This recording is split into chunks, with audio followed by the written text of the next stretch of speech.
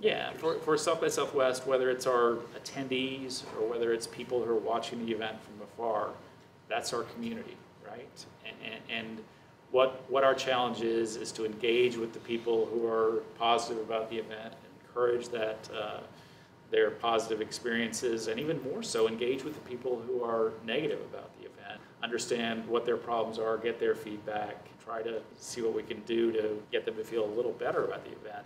We spent a lot of time watching the tweets about the event on site or previous to the event, after the event, and often when I read things that are particularly critical of what we do, I'll reach out to the person and say, hey, that was a fair criticism. Why don't you come onto our advisory board and help us improve? Because you seem like you have a lot of good ideas. And sometimes they don't respond. Other times they're flattered to be engaged like that. Or during the event, we send out an online survey.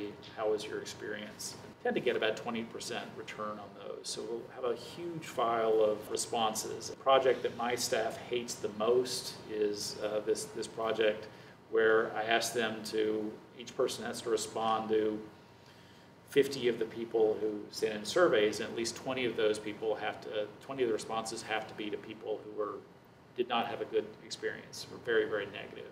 It's depressing, deflating. Anyway, this process of emailing people who had a negative experience, first and foremost, most people are amazed that someone actually read their feedback and are happy with that. In many cases, they're also happy when you take their complaint seriously. We have a system where each person gets to issue one comp for the next year's event. But again, trying to engage as much as possible, trying to create that engagement, that back and forth, one-to-one back and forth. And certainly the one-to-one thing is a little bit misleading in our current age because we know that a lot of people are on social media, and if you engage with them, they're going to, again, blog about it, put it on their Facebook page, tweet about it, that they had this engagement with South by Southwest or whatever your organization is, and that tends to create a positive effect. Yeah.